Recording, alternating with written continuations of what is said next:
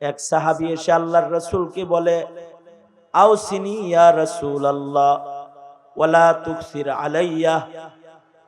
ওগো আল্লাহর নবী, আপনি আমাকে ওয়াজ করেন, নসিহা করেন, নসিহতটা ছোট করে করেন, বড় করে করবেন না, সংক্ষিপ্ত নসিহা করেন। আশ্চর্য আল্লাহর নবী যেমন সাহাবী নসিহত শুনতে চাইছে, নবীজি ছোট করেই নসিহত করছেন। নবীজি বললেন, লা তাগজাব, রাগ করো না। এই ছোট্ট একটা কথা, এটা শুধু একটি কথা নয়, এক সাগর নসিহা এর ভেতরে লুকিয়ে আছে। কারণ মানব জীবনে মানুষ যত গুনাহ করে, সব গুনাহ দুই কারণে করে। মূল উৎস গুনাহের দুইটা, একটা হলো শাহওয়াত আর একটা হলো গাজাব। প্রবৃত্তির চাহিদার কারণে মানুষ গুনাহ করে। তো আল্লাহর রাসূল সাল্লাল্লাহু আলাইহি ওয়াসাল্লাম সাহাবীকে ছোট করে নসিহত করেছেন, লা তাগজাব, রাগ করো না। তার মানে নবীজি সাহাবীকে অর্ধেক গুনাহ থেকে, অপরাধ থেকে বাঁচার কৌশল নবীজি শিখায়া দিয়েছেন। নবীজির এই একটা নসিহা আমল করলে অর্ধেক অন্যায় অপরাধ থেকে মানুষ বেঁচে যাবে। লা তাগজাব, রাগ করেন না। এ কারণে আল্লাহর রাসূলের রাগও কম ছিল। নবী আলাইহিস সালাতু ওয়াস সালামের তাহাম্মুল সর্বোচ্চ। আমাদের মুরব্বীরা বলে, রেগে গেলেন হেরে গেলেন, রেগে গেলেন হেরে গেলেন, আর ধৈর্য ধরলেন তো জিতে গেলেন।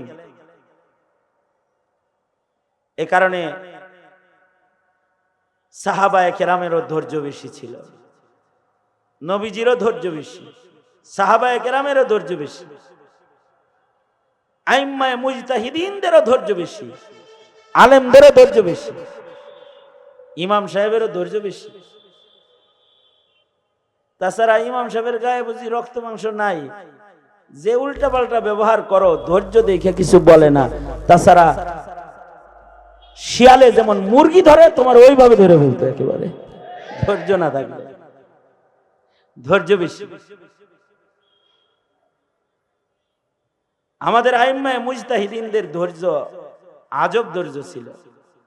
সাহাবায়ে কেরামের ধৈর্য আশ্চর্য ধৈর্য। এক লোক ইমামে আজম আবু হানিফার ধৈর্য পরীক্ষা করতে এসেছে। আলেম তো বড়, ধৈর্য কিরকম দেখি, ধৈর্য পরীক্ষা করবে কেমনে? ইমামে আজম আবু হানিফা রাহমাতুল্লাহ আলাইহি তো আজব আবেদ ছিলেন। সুদীর্ঘ 40টা বছর ইশার ওযু দিয়া ফজর পড়েছেন, সারা রাত নামাজ পড়তেন, রাত্রে ঘুমাতেন না। ইমামে আজমের ঘুমের সময় ছিল জোহর থেকে আসর। কাইলুলার যে সময়টা, এই সময়টা একটু লম্বা করে উনি ঘুমায় নিতেন আসর পর্যন্ত। এবার জবান খুলেন, আওয়াজ করে বলেন সুবহানাল্লাহ, আওয়াজ করে বলেন আলহামদুলিল্লাহ, জোরে বলেন আল্লাহু আকবার। আল্লাহু আকবার জোরে বলা সুন্নাত, জোরে বলেন আল্লাহু আকবার, আরো জোরে বলেন আল্লাহু আকবার। হাত নামান। এই আতনাসানাসিটা যেরকম শুনছেন, হাদিসের কথাটা এর চেয়ে গুরুত্ব দিয়ে শোনা উচিত না? আল্লাহর রাসূল ১৫০০ বছর আগে বলেছেন, নবীজি, কুল্লু মুস্কিরিন হারাম, ছোট্ট একটা শব্দ, এই শব্দটা কিয়ামত পর্যন্ত সকল নেশাদ্রব্যকে হারাম বানাইতে থাকবে। হতে পারে এক সময় সেটা মদ নামে ছিল, পরে এটা এসে বিয়ার নাম ধারণ করছে, এরপরে আরো আইসা বাবা নাম ধারণ করছে। মনে করেন নেশাদ্রব্য বাবা, ইয়াবা। সামনে যদি কোনো নেশা মামা নামও ধারণ করে অথবা খালা, এই মামা খালা নামের কোন নেশাও যদি আসে, সেইটাকে হারাম করার জন্য নতুন কোনো কথা লাগবে না, আল্লাহর রাসূলের দুটি শব্দই যথেষ্ট। আল্লাহু আকবার কবীরা। এটা আল্লাহর রাসূলের ইলমি কামাল। আল্লাহর নবীর আরেকটা ইলমি কামাল, যেটা নবীর খাতমে নবুয়তের দলিল। আল্লাহ তাআলা নবী রাসূল দুনিয়াতে পাঠিয়েছেন, তাদেরকে ইলম দান করেছেন, কিন্তু তাদের ইলমকে আল্লাহ তাআলা হিফাজত করেন নাই। কিন্তু আমাদের নবী যেহেতু খাতামুন নবিয়্যিন, আমাদের নবীজি যেহেতু শেষ নবী, আমাদের নবীর পরে কিয়ামত পর্যন্ত আর নবী নাই। সঙ্গত কারণে সব নবী রাসূলদের ইলম হারিয়ে গেছে বটে, কিন্তু তার বন্ধু খাতামুন নবিয়্যিন রাহমাতুল লিল আলামিনের ইলম, এটা দুনিয়া থেকে কেউ মিটাইতে পারবে না। কিয়ামত পর্যন্ত নবীর ইলম জমিনে হিফাজত করার জিম্মা মহান আল্লাহ নিজে গ্রহণ করেছেন। ইলম থাকবে। ১৫০০ বছর আগে কোরআন যেমন ছিল এখনো তেমনি আছে, ইসরাফিলের বাঁশি বাজা পর্যন্ত তেমনি থাকবে। আল্লাহু আকবার জোরে করে বলেন। কারণ নবী খাতামুন নবিয়্যিন, কিয়ামত পর্যন্ত মানুষের নবীর ইলম কিয়ামত পর্যন্ত নবীর উম্মতকে পথ দেখাইতে থাকবে। আর একটা আশ্চর্য বিষয়, আজকাল তো খালি মৌলবী মাইনাস করো, তবলিগীরা কয় মোল্লা মাইনাস, চিল্লা লাগবো, মোল্লা লাগবো না। কিছু তবলিগীরা বলে সাল লাগবো, মাল লাগবো না। ইলম যে একটা মাল, এটা লাগে না, সাল লাগে। মোল্লা মাইনাস আমল। খানকা যারা করে, খানকা এখন এক সময় আলেম দিয়ে খানকা হতো, এখন গরু ছাগল দিয়েও খানকা হয়। শুধু গরু ছাগল না, খানকি দিয়াও খানকা হয়। নাচ আর গান আর বাদ্য দিয়েও এখন খানকা হয়। আলেম মাইনাস।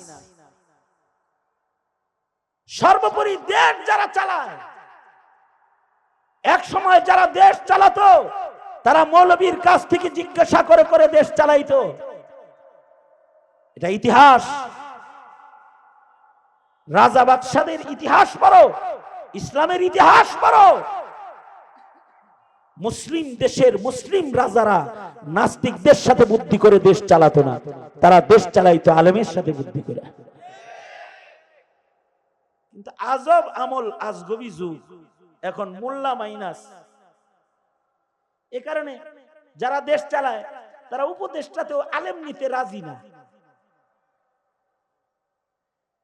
নাট্যকার নিতে রাজি, নাস্তিক নিতে রাজি, শাহবাগীরে নিতে রাজি, আলেম নিতে রাজি না।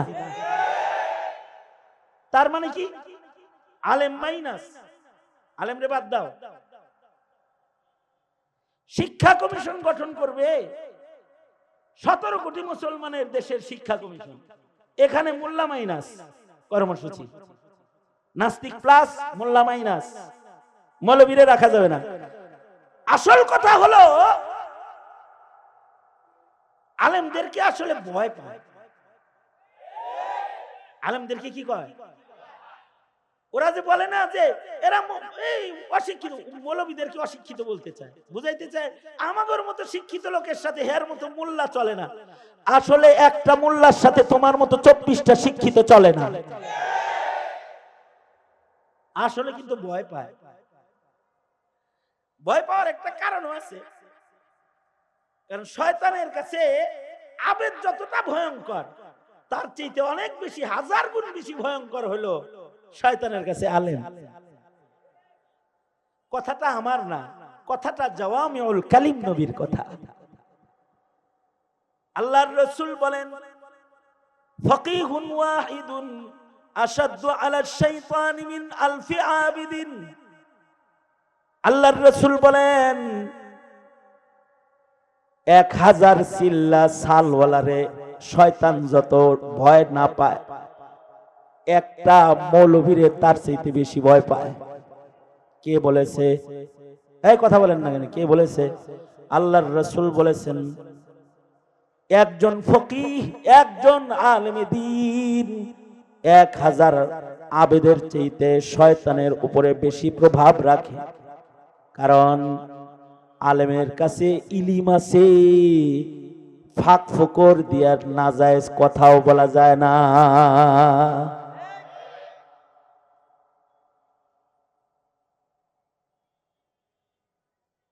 আলেমের ইলমি কামাল আজব।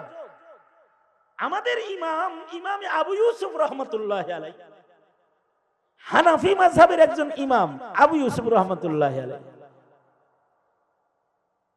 ওনার যখন মৃত্যুর সাকারাত শুরু হইল, মরার সময় ওনার পাশে ছাত্ররা আছে। ইমাম আবু ইউসুফ রহমতুল্লাহ আলাইহি, ইমাম আবু ইউসুফ রহমতুল্লাহ আলাইহি ডেইলি 300 রাকাত নফল নামাজ পড়তো। সুবহানাল্লাহ। আগামীকালকে বললেন কত রাকাত? কাজীউল কুজাত ছিলেন চিফ জাস্টিস, প্রধান বিচারপতি ছিলেন।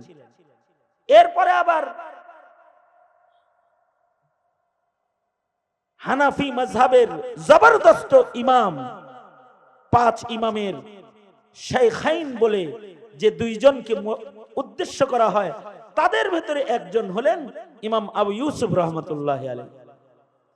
এই ইমামে আবু ইউসুফ রহমতুল্লাহ আলাইহি ওনার যখন সাকারাতুল মউত শুরু হয়েছে, ওই সময় ওনার ডান বামে ছাত্ররা আছে। তখন উনি ছাত্রদেরকে বলতেছেন, আমি এই মুহূর্তে যে কথাটা বলতাছি এটা সাধারণ পাবলিকের বোঝা জরুরি না, কিন্তু শোনা জরুরি। না বুঝে আসতেই পারে, একদিনে তো আর মোল্লা হন যায় না। একদিনে না, সারা জিন্দেগি চিল্লা লাগাইলেও মোল্লা হন যায় না। মোল্লা আল্লাহ বানায়। নবী যেরকম মনোনীত, মোল্লা এরকম মনোনীত। আলেম আল্লাহ মনোনীত না করলে কেউ আলেম হতে পারে না। আবেদ হওয়া যায় সহজ, আলেম হওয়া সহজ না। ইমামে আবু ইউসুফ রহমতুল্লাহ আলাইহি সাকারাতুল মউত যখন ওনার চলছে, এখন রূহ বাইরে হইব, এই টাইমে উনি তখনও ছাত্র পড়াইতেছে। একটা মাসআলার দাম 1000 রাকাত নফল নামাজের চাইতে বেশি। মরার আগেও নিজের ছাত্রদেরকে একটা মাসআলা শিখাইতেছে আর কি। মৃত্যুর আগ দিয়া বলতেছে ছাত্রদেরকে, এই ছেলেরা, হজে যে শয়তান রে কঙ্কর মারে, জামারাত, শয়তান রে যে 3 দিন কঙ্কর মারে, এই 3 দিন কঙ্কর কি পায়ে দল মারবে, পায়ে হাইটা মারবে, নাকি সাওয়ারিতে চৈরা মারবে? এটা হলো ইমাম আবু ইউসুফের প্রশ্ন। হেদায়ার হাসিয়াতেও ঘটনাটা আছে। তো ইমামে আবু ইউসুফ রহমতুল্লাহ আলাইহির প্রশ্ন, ছাত্রদের কেউ বলল যে পায়ে দল মারবে, কেউ বলে সাওয়ারিতে মারবে। ইমামে আবু ইউসুফ বললেন, না, যেই রমির পরে রমি আছে, অর্থাৎ 3 দিন শয়তানরে কঙ্কর মারা লাগে, 2 দিন পায়ে দল মারবে। যেই রমির পরে দোয়া আছে, ওই রমি পায়ে হাইটা মারবে। আর যে রমির পরে রমি নাই, দোয়া নাই, এই রমিটা সাওয়ারিতে চৈরা মাইরা চলে যেতে পারবে। মাসালাটা শিখাইলেন। একদিক দিয়ে মাসআলা শিখানো শেষ হলো, আর একদিক দিয়ে ইমাম আবু ইউসুফের রূহ কবজ হয়ে গেল, চলে গেলেন।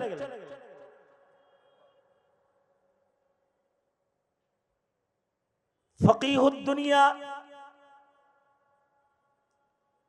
সারা দুনিয়া যাদেরকে ফকিহ হিসাবে চিনে, তাদের মধ্যে একজন মরার সময় শয়তান মারার মাসআলা শিখাইতে শিখাইতে মরতাছে।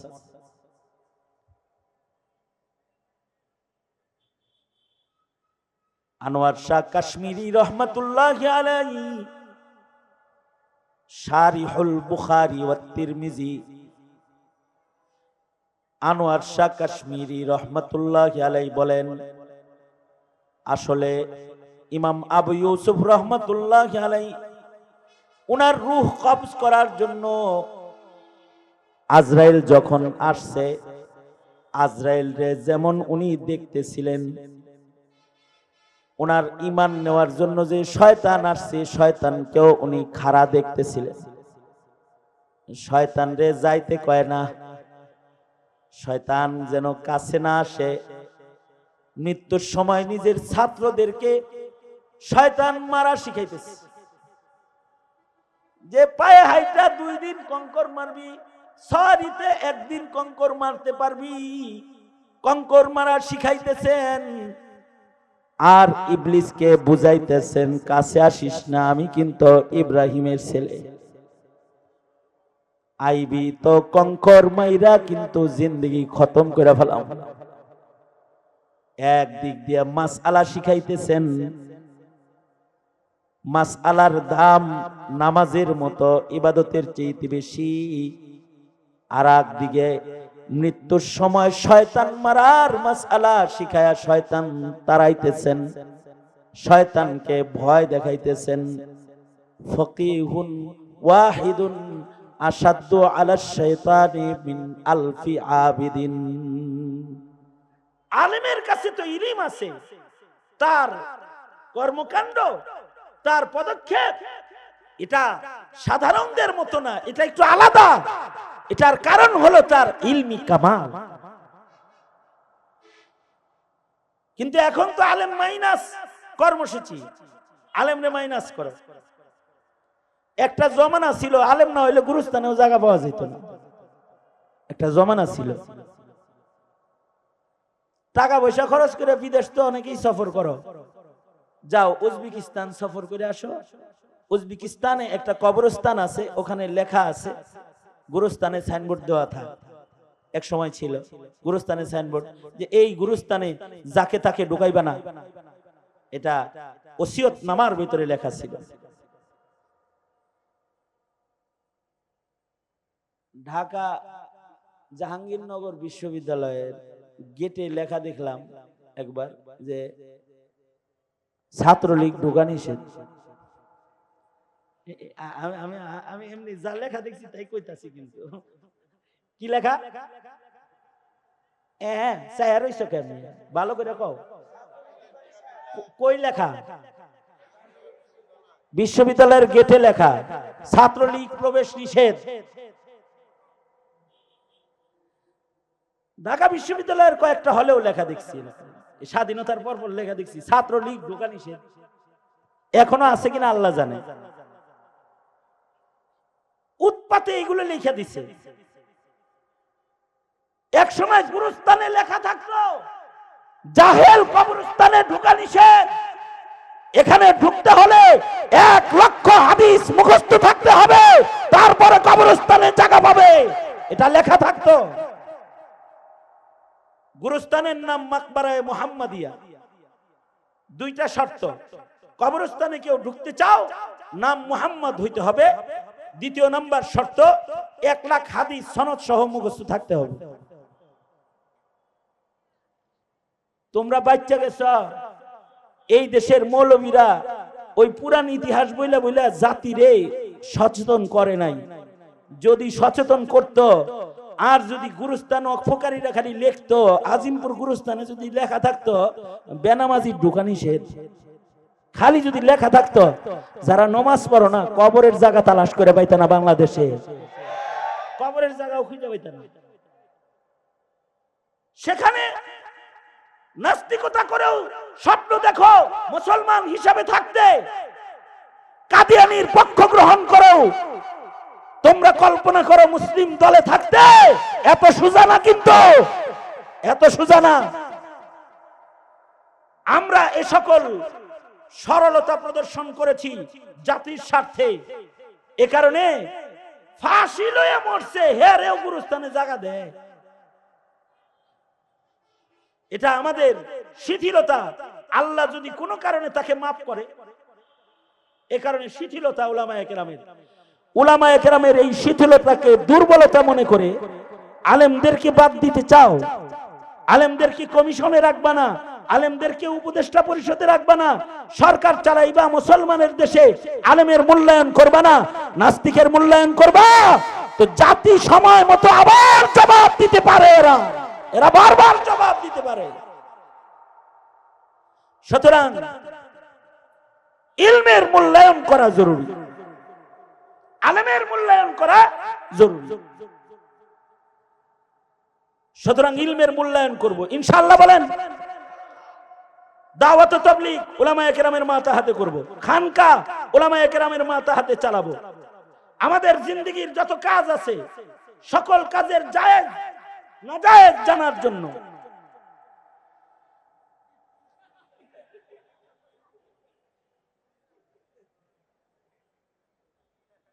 এই পিছনে বসে থাকলে চলে, চাঁদের মতো চেহারা লয়ে চেয়ারে বসে।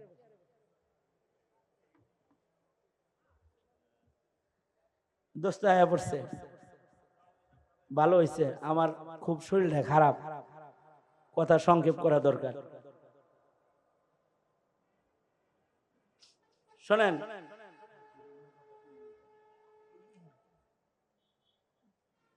সুতরাং আমি যেটা বলতে চাই আর কি, সেটা হলো আলেমের দরকার আছে না নাই? আওয়াজ করে জোরে বলেন, আছে না নাই? বিজ্ঞান যত বেশি পড়বা মোল্লার হাজত তত বেশি পড়বে। বিজ্ঞান যত বেশি পড়বা, বিজ্ঞানের উন্নতি যত করবা, তত মোল্লার প্রয়োজন বেশি পড়বে। কেমনে পড়বে? খালি এই কথাটা উদাহরণস্বরূপ বলতেছি। আশ্চর্য একটা হাসির কথা। মুফতি আজম শফি রহমতুল্লাহ আলাই উনি বলছেন, বিজ্ঞানের উন্নতি যত বেশি বাড়বে মোল্লার দরকার তত বেশি হবে। এখন বিজ্ঞানের উৎকর্ষের দেশ না, মোল্লার দরকার বেশি। উনি উদাহরণ দিয়ে বলেছেন যে দেখো, এখন বিজ্ঞান উন্নতি করতে করতে করতে করতে একজনের চোখ আর একজনের চোখের জায়গায় লাগায়, একজনের কিডনি আর একজনের কিডনির জায়গায় লাগায়। আচ্ছা দেখেন তো, পেঁয়াজ তো একটা দুইটা না। আপনি চোখ দিয়ে পড়তেন কোরআন শরীফ, হে চোখ দিয়ে দেখে সিনেমা। বেজাল লাগছে না? গুনাহ কার আমল নামায় যাইব? চোখ আল্লাহর আমল নামায় না যে দেখতেছে তার আমল নামায়? পেঁয়াজ লেগে গেছে না? আল্লাহ তো দিছিল চোখটা আপনারে, আপনি দিলেন আর একজনকে। আচ্ছা এগুলো তো খুব সহজ জিনিস। কিডনি আপনারে দিছে, আপনি দিলেন আর একজনকে। বিজ্ঞান তো এখন সেটিং করে দেয়, টাকা হইলে কিডনি পাওয়া যায়, কিনা লাগায় হালায় একটা। কিন্তু জায়েজ না না জায়েজ মাসআলা তো দিবে উলামায়ে কেরাম।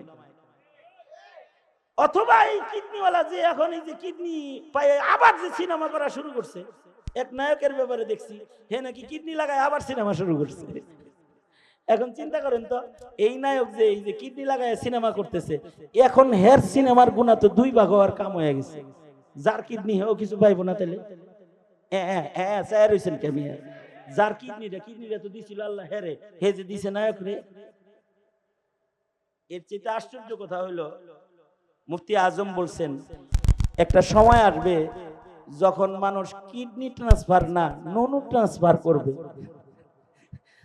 মানে দারিদ্রতার কারণে দেখা যাবে যে পুরো সঙ্গ বেঁচে আলাইছে, রক্ত বেঁচে নাই, কিডনি বেঁচে নাই, সোনা বেঁচে আলাইছে। বুঝেন নাই কথাটা?